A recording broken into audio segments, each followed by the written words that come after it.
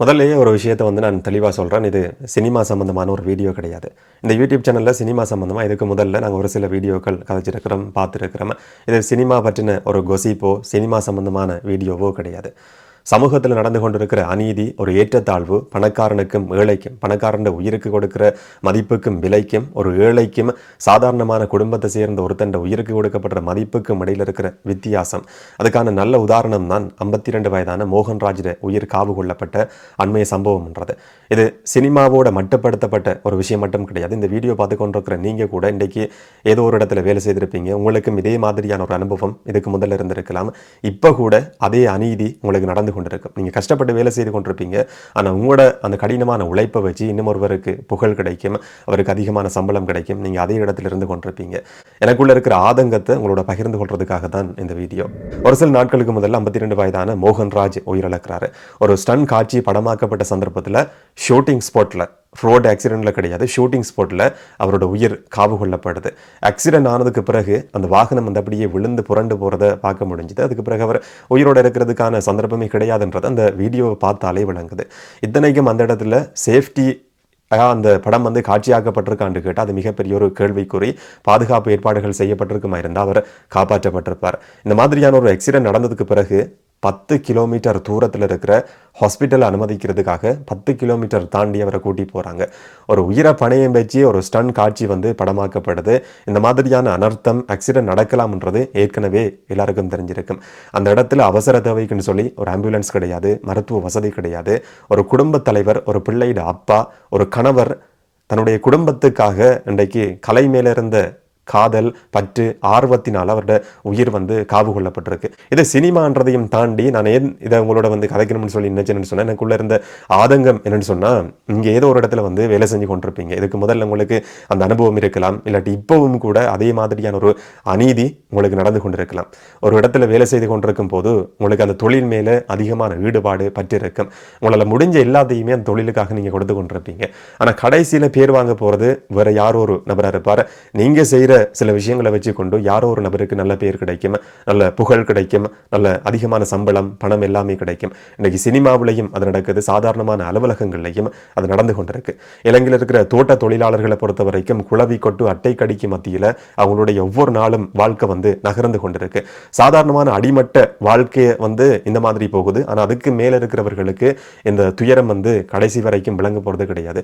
சினிமாவில் இந்த சம்பவம் நடந்திருக்கு. இந்தியாவில் மிகப்பெரிய ஒரு பரபரப்பை ஏற்படுத்தி இருக்கும் பார்த்தா கடைசி வரைக்கும் அது அந்த அளவுக்கு பேசப்படவே இல்லை. இந்த ஸ்டன் கலைஞர்கள் சம்பந்தமா ஒரு அசிஸ்டன்ட் டைரக்டராக வேலை செய்கிற ஃப்ரெண்ட் ஒருத்தரோட இன்னைக்கு கதைக்கிற நேரத்தில் அவர் சொன்னார், என்னால் நம்பவே முடியாமல் இருந்துச்சு. அவர் சொன்னார், இந்த ஸ்டன் கலைஞர்களுக்கு கொடுக்கப்படுற சம்பளம்ன்றது யூனியனில் அவங்க ரெஜிஸ்டர் பண்ணப்பட்டிருப்பாங்களா இருந்தால் ஒரு 2000 ரூபாய் 3000 ரூபாய் சம்பளம் கொடுக்கப்படுமா, மிஞ்சி மிஞ்சி போனால் 10,000 ரூபாய் கொடுக்கப்படும் நாள் சம்பளம்ன்றது யூனியனில் ரெஜிஸ்டர் பண்ணிட்டு இருக்கிறவங்களுக்கு மட்டும். இதையும் தவிர அவங்க பெர்ஃபார்ம் பண்ணுற காட்சிகளுக்கு அமைய ஒரு ஃபைட் சீன் எடுக்கிறாங்க, பொட்டிலில் அடி வாங்குறாருன்னு சொன்னால் அதுக்கு ஒரு விலை கொடுக்கப்படும்.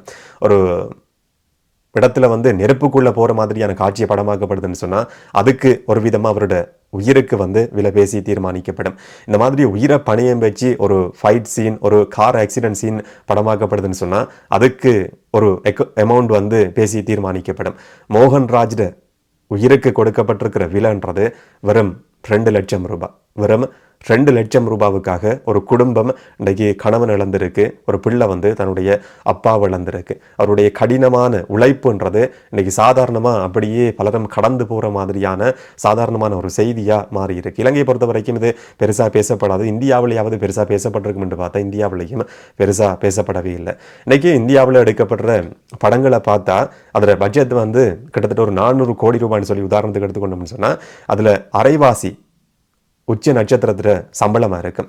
கோடிகளை சம்பளம் வாங்குறது, இந்த மாதிரியான சூப்பர் ஸ்டார்ஸை நட்சத்திரங்களை விமர்சிக்கிறது, கிரிட்டிசைஸ் பண்றது என்னுடைய நோக்கம் கிடையாது. அப்படி விமர்சிக்கவும் முடியாது. அது இவ்வளவு காலம் அவங்க கஷ்டப்பட்டு முன்னுக்கு வந்திருக்கிறாங்க. அவங்களுக்கு இருந்த அனுபவம், அவங்களுடைய திறமை, அவங்களுடைய அதிர்ஷ்டம் சொல்லியும் சொல்லலாம். இதனால அவங்களுக்கு கோடிகளில் சம்பளம் கிடைக்குது. இதை யாரும் விமர்சிக்க முடியாது. ஆனா இந்த நட்சத்திரங்களை உண்மையான நட்சத்திரங்களா மாற்றி இருக்கிற உண்மையான நட்சத்திரங்கள் இந்த ஸ்டன் கலைஞர்கள். அவங்களுடைய சேஃப்டிக்காக அந்த கோடிகள்ல இருந்து எத்தனை லட்சங்கள் செலவு செய்யப்பட்டிருக்குன்னு கேட்டால் அது மிகப்பெரிய ஒரு கேள்விக்குறி. இன்னைக்கு சமூக அநீதிக்காக நாங்கள் படம் எடுக்கிறோம். ஒடுக்கப்பட்ட மக்களுக்கு, குரலற்றவர்களின் குரலுக்காக நாங்கள் குரல் கொடுக்கறதுக்காக படம் எடுக்கிறோம்னு சொல்லி சொல்லக்கூடியவர்களோட படங்கள்ல கூட இதே அநீதி இன்னைக்கு வரைக்கும் நடந்து கொண்டிருக்கு.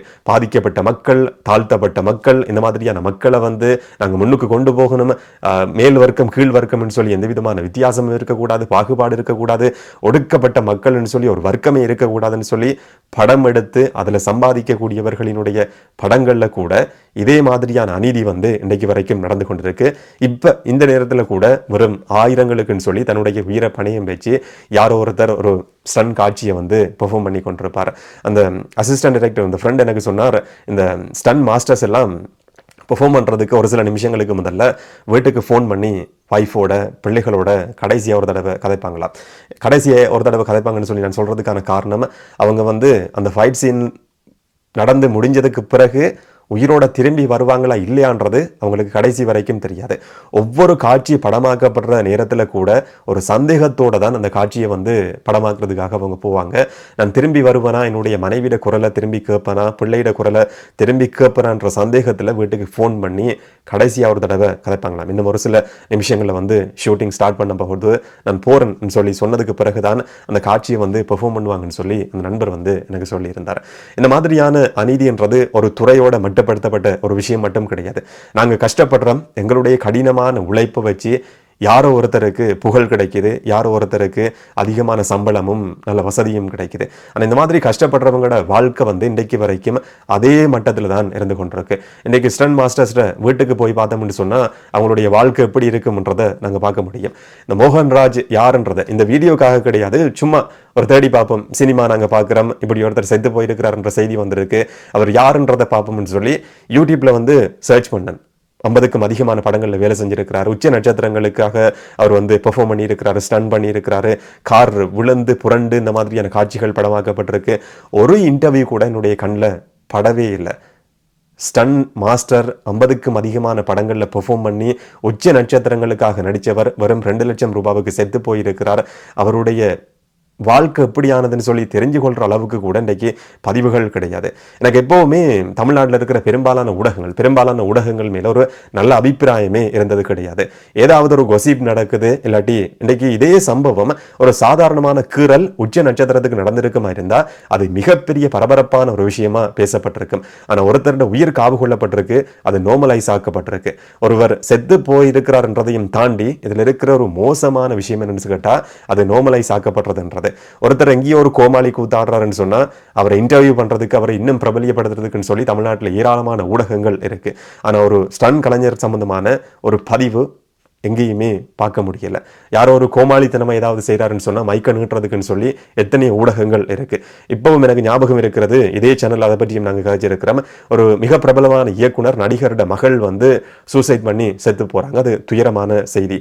அந்த ஃபியூனரலை கவர் பண்றதுக்கு இந்தியாவில் இருக்கிற, தமிழ்நாட்டில் இருக்கிற எல்லா ஊடகங்களும் போயிருந்தது. லைவ் டெலிகாஸ்ட் பண்ணப்பட்டிருந்தது. யார் வாராங்க போறாங்கன்னு சொல்லி ஜூம் பண்ணி காட்டுறது, போற வாரவங்கட வாய்க்குள்ள கொண்டு போய் மைக்க நீட்டுறதுன்னு சொல்லி மிகப்பெரிய அளவில் பரபரப்பா பேசப்பட்டிருந்தது. ஆனால் இந்த ஸ்டன் மாஸ்டர் வந்து தன்னுடைய குடும்பத்துக்காக உயிரிழந்திருக்கிறார். சாதாரணமான ஒரு குடும்பத்தை சேர்ந்தவர், உச்ச நட்சத்திரங்களுக்கு உண்மையான அந்தஸ்தை கொடுத்திருக்கிற ஒரு நபர் எப்படியான ஒரு ஆக்சிடென்ட்ல செத்து போயிருக்கிறார், ஸ்டன் காட்சியில வந்து செத்து போயிருக்கிறார். அவரோட ஃபியூனரலை வந்து எத்தனை பேர் கவர் பண்ணியிருக்கிறாங்கன்னு கேட்டா விரல் விட்டு எண்ணக்கூடிய ஒரு சில ஊடகங்கள் மட்டும்தான் அதை கவர் பண்ணியிருக்கின்றது. ஒரு துரதிஷ்டவசமான நிலைமை. இந்த மாதிரியான ஒரு சம்பவத்தை கேள்விப்பட்டதுக்கு பிறகு, இதுக்கு பிறகு ஒரு ஹீரோட படத்தை பார்க்குற நேரத்தில், ஒரு ஃபைட் சீனை பார்க்குற நேரத்தில் நாங்கள் கைதட்டி விசிலடிச்சு கொண்டாடுவோமா, இல்லாட்டி அந்த படம் காட்சிப்படுத்தப்பட்டதுக்கு பின்னால் யாரோ ஒரு சிலர் காயமடைஞ்சிருப்பாங்க, இல்லாட்டி ஒருத்தர்கிட்ட உயிராவது காவு கொள்ளப்பட்டிருக்கும்ன்ற சிந்தனைங்களோட மனசுக்குள்ளே தோணுமா இல்லையான்றது எனக்கு தெரியாது. ஆனால் இந்த மாதிரி காட்சிப்படுத்தப்படுற ஃபைட் சீனுக்கு பின்னால் இந்த மாதிரி பேசப்படாத பல்லாயிரம் கதைகள் இருக்குது, கொண்டாடப்படாத நூற்றுக்கணக்கான உண்மையான ஹீரோக்கள் இருக்கிறாங்க. இது சினிமாவுக்கு மட்டுப்படுத்தப்பட்ட ஒரு விஷயம் கிடையாது. அந்த மாதிரி கொண்டாடப்படாத, பேசப்படாத ஒரு ஹீரோவா, ஒரு அலுவலகத்தில் வேலை செய்கிற ஒருத்தராக நீங்கள் இருக்கலாம், ஒரு கூலி தொழிலாளியாக நீங்கள் இருக்கலாம், இல்லாட்டி ஒரு தோட்டத்தில் வேலை செய்கிற தோட்ட தொழிலாளியாக நீங்கள் இருக்கலாம். நீங்களும் கொண்டாடப்படாத ஒரு ஹீரோவாக தான் இருந்து கொண்டிருக்கிறீங்க. உங்களுடைய கடினமான உழைப்பை வச்சு யாரோ ஒருத்தருக்கு தேவையான எல்லா வசதிகளும் கிடைக்குது, யாரோ ஒருத்தர் புகழடைஞ்சு கொண்டிருக்கிறார். இது சினிமா மட்டும் கிடையாது, சமூகத்தில் இருக்கிற ஏற்றத்தாழ்வு ஒரு மிகப்பெரிய சாபக்கேடு.